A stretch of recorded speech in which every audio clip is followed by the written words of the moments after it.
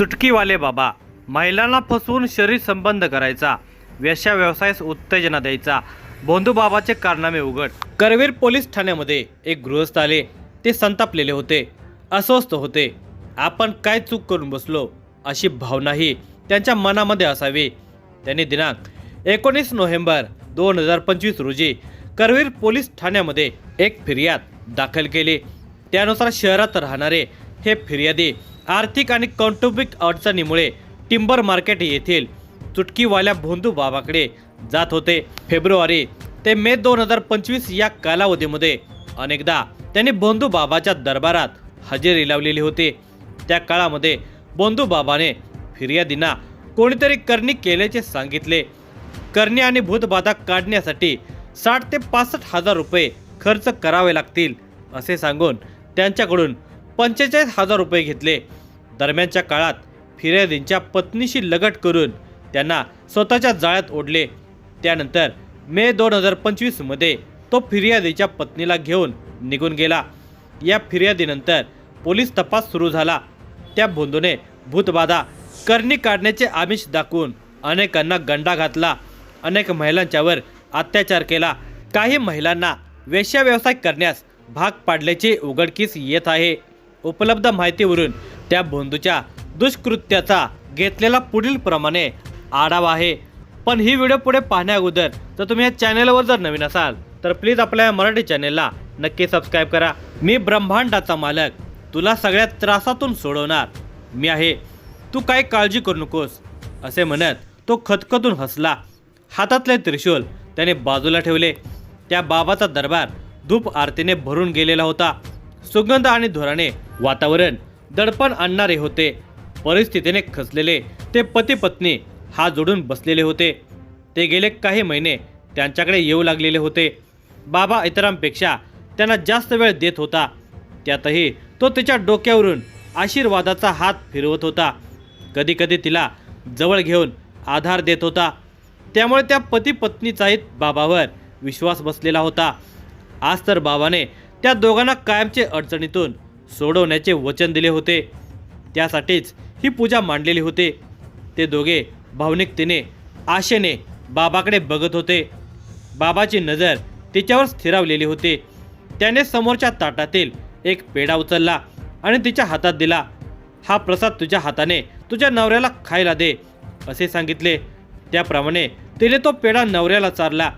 बायकोच्या हातून पतीने प्रसाद खाल्ला। भोंदू बाबा काही बाही बडबडत होता। भोंदूने तिला जवळ येण्यास सांगितले। ती जवळ जाऊन बसली। तसे त्याने तिच्या पाठीवरून हात फिरवण्यास सुरुवात केली। हळूहळू हात तिच्या छातीपर्यंत पोहोचले। तशी ती हादरले, पटकन मागे सरकले। तसे त्याने तिला घट्ट पकडले। तुझ्या सगळ्या अडचणी संपवायच्या असतील तर तुला पवित्र व्हावे लागेल असे म्हणत त्याने तिला जास्त जवळ खेचले। ती घाबरून गेलेली होती। तिला काहीच बोलता येत नव्हते। बाजूलाच तिचा पती होता, पण त्याची काहीच हालचाल नव्हती। त्याला गुंगी चढलेले होते। तो गुंगीत डोळे मिटून बसलेला होता। नवऱ्याला उठवू नको, त्याची समाधी लागलेली आहे, आता तुझ्यावरील बाधा मी काढतो असे म्हणत तो तिच्या शरीराशी चाळे करू लागला। ती हतबल झालेली होती, अगतिक होते। तिला समस्येतून सुटायचे होते आणि त्या भोंदूवर तिचा विश्वास होता।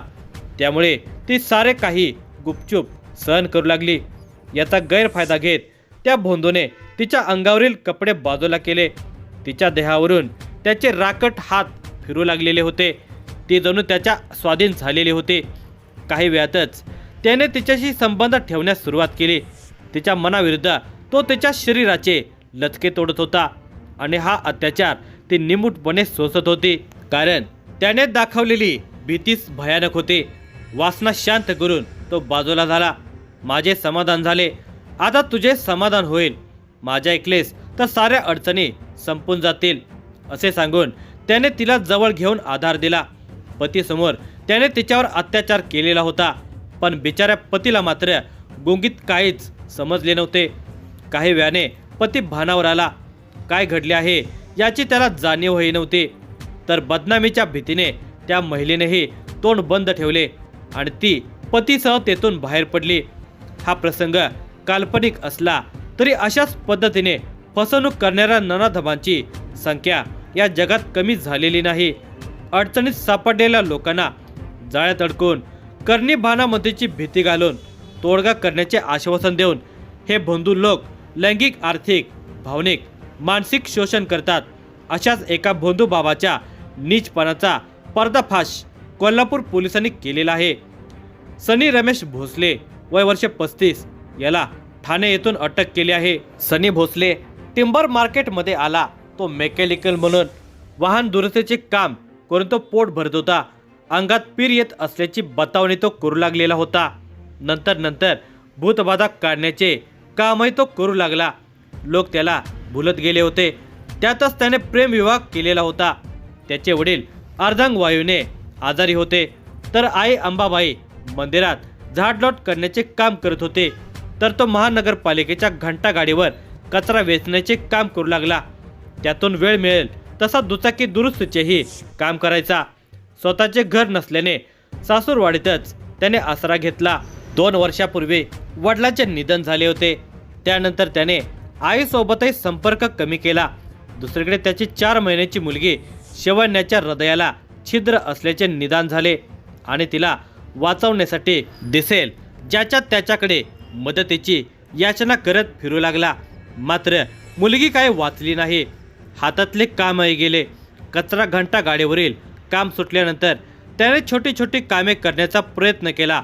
मात्र त्यातून त्याच्या आर्थिक गरजा पूर्ण होत नव्हत्या, कारण त्याचा खर्चच अफाट होता. अंगात पीर आल्याचे तो बनाव करत असे. तेव्हा बहुतांशी महिला त्याच्यासमोर घरातील गाराणी सांगत असत, घरात यश नाही, नवरा त्रास देतो, मुलामुलीचे भविष्य काय, असे एक ना अनेक प्रश्न त्या महिला विचारत होत्या. तेव्हा तो तोडगा सांगताना त्या महिलांच्या डोक्यावर हात ठेवायचा, पाठीवरून हात फिरवायचा. पण महिलांच्याकडून त्याच्या या कृत्याला कधी विरोध झालेला नाही. मग त्याचे धाडस वाढत गेले. आता तो तोडगा सांगण्याच्या नावाखाली महिलांच्या घरात जाऊ लागला आणि त्यांच्याशी जवळीक करू लागला. महिला मोठ्या विश्वासाने त्याच्याशी वागत होत्या. त्याच्या वर्तनाला विरोध अपवादानेच होत होते. हे हेरलेल्या नीच सनीने नवा डाव खेळण्याचे ठरवले. त्याने कौटुंबिक वैवाहिक अडचणीत असलेल्या महिलांचा वापर करायचे ठरवले. वडिलांचे निधन झालेले होते. मुलगी शेवण्याचेही ती 4 महिन्यांची असतानाच निधन झाले होते. आईशी संबंध तोडलेले होते. राहत्या घरी मंत्रतंत्र करत असताना पत्नीने विरोध केला. तेव्हा पत्नी प्रियंका आणि मुलगा यांचीही जबाबदारी त्याने झटकली. घरातून तो कुठे जातो, काय करतो याची काही माहिती आई आणि पत्नी यांना दिली नाही. बुवाबाजीतून मिळालेल्या पैशाचा त्याने स्वतःच्या चैनीसाठी वापर केला. 1.5 महिन्यापूर्वी त्याने रिंग रोड येथे भोंदूगिरीचा दरबार सुरू केला. क्रांतिसिंह नाना पाटील नगर परिसरामध्ये दरबार भरवण्यासाठी 4 खोल्यांचे घर भाड्याने घेतले होते. या घरामध्ये आधी काही तृतीयपंथी लोक राहत होते. त्यामुळे लोकांनी त्या घराकडे दुर्लक्षच केले होते. याचा गैरफायदा घेत तिथे भोंदू सनीचा दरबार भरू लागला. मी ब्रह्मांडाचा मालक आहे असे म्हणत आसुरी हास्य करत तो दरबारामध्ये दरारा निर्माण करायचा. कधी भगवी कपनी तर कधी जीन्स टी शर्ट आणि डोक्याला भगवा मफलर बांधून हातात त्रिशूल धरून एका पायावर उभे राहत जय महाकाल म्हणत ओरडायचा. स्वतःला मांत्रिक, चुटकीसरशी समस्या दूर करणारा बाबा म्हणून तो सांगत असे. सनी भोसलेने पद्धतशीरपणे आपले नेटवर्क तयार केलेले होते. महिला कोणत्या परिस्थितीमध्ये आहेत, त्या भावनिकदृष्ट्या कुठे कमकुवत आहेत याचा तो प्रथम बारकाईने अभ्यास करतो. तूच त्रास भोगतेस, घरात तुला मान नाही, तुझ्या नवऱ्याला तुझी किंमत कळली पाहिजे, अशा शब्दामध्ये तो महिलांच्या मनात विश्वास निर्माण करतो. महिलांची हतबलता आणि दुर्बलतेचा गैरफायदा घेत त्यांच्या अडचणी दूर करण्याचे आश्वासन द्यायचा. महिला त्यांच्या बोलण्याला भुलत आणि प्रसंगी त्याच्याकडून होणाऱ्या शारीरिक जवळतीलाही प्रतिसाद देत असत. यातील बहुतांशी महिला सदन कुटुंबातील आहेत. गोड बोलून विश्वास संपादन करून तो त्या महिलांच्यावर अत्याचार करत असे. तसेच त्या महिलांच्या अगतिकतेचा गैरफायदा घेत त्याने थेट त्यांना वेश्या व्यवसाय करण्यास भाग पाडल्याचे भयानक चित्र उघड झालेले आहे. त्याचा एक व्हॉट्सॲप ग्रुप आहे. त्यामध्ये सनीसह 4 पुरुष सोडल्यास सर्व महिला आहेत. जे दादा, पिंटू, भैया, नाना या नावाचे 4 पुरुष आहेत. ते शिवाजी पेठ टिंबर मार्केट, वाशी नाका, छत्रपती संभाजीनगर या परिसरामधील आहेत. या ग्रुपवरच त्या सर्वांमध्ये वेश्या व्यवसायाच्या व्यवहाराच्या चर्चा होतात, फोटो पाठवले जातात. या सगळ्या व्यवहाराचा लगाम सनीच्या हातात आहे. तसेच वेश्या पुरवण्याची आर्थिक बोलणी करणे, महिलांच्या सोबत अश्लील बोलणे, यासाठी सनीकडे जे मोबाईल फोन आहेत त्यातील सिम कार्ड मात्र महिलांच्या नावाने आहेत. माझा फोन हॅक होऊ शकतो अशी कारणं देत तो समोरच्या महिलेच्या नावानेच सिम कार्ड घेतो असे तो सांगत असे. महिला जाळ्यात सापडत होत्या, त्यांचे लैंगिक शोषण तो करत होता. तसेच त्यांना वेश्या व्यवसायही करायला लावत होता. पण केवळ महिलाच त्याच्याकडे येत होत्या असे नाही, तर पुरुषही येत असत. काही तरुणांची ही पावले या बाबाच्या दरबाराकडे वळत होते. प्रत्येकाची इच्छा, समस्या वेगळी होते.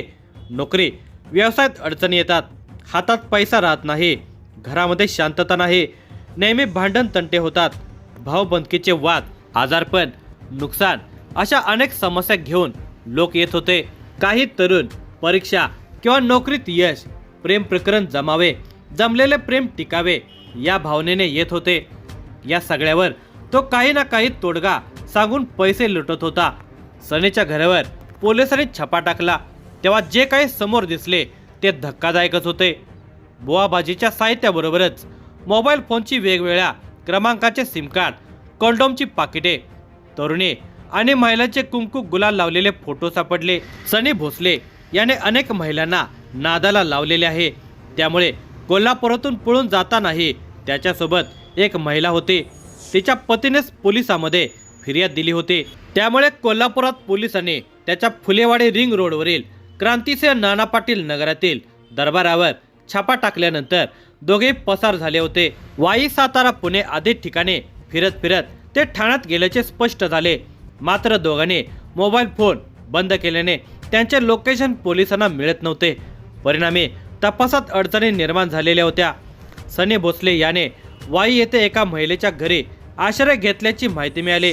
त्यानुसार पोलिसांनी तेथे छापा टाकला असता तेथून तो पसार झाल्याचे समोर आले. पोलिसांनी त्या परिसरातील मंदिर, मठ, आश्रमात त्याचा शोध घेतला. दरम्यान भोंदूबाबा भोसले यांनी साताऱ्यातून एक कॅब बुक केलेली होती. त्याच्या मोबाईलवरचा हा शेवटचा नंबर होता. पोलिसांनी संबंधित मोबाईल नंबरवरून त्या व्यक्तीचा शोध घेतला. ती व्यक्ती कॅबची चालक असल्याचे स्पष्ट झाले. त्यानंतर पोलिसांनी कॅबच्या चालकाला ताब्यात घेऊन चौकशी सुरू केली. 2 दिवस ही चौकशी सुरू होती. रविवार दिनांक 23 नोव्हेंबर 2025 रोजी पहाटे ठाण्यामध्ये त्याचा खेळ संपला.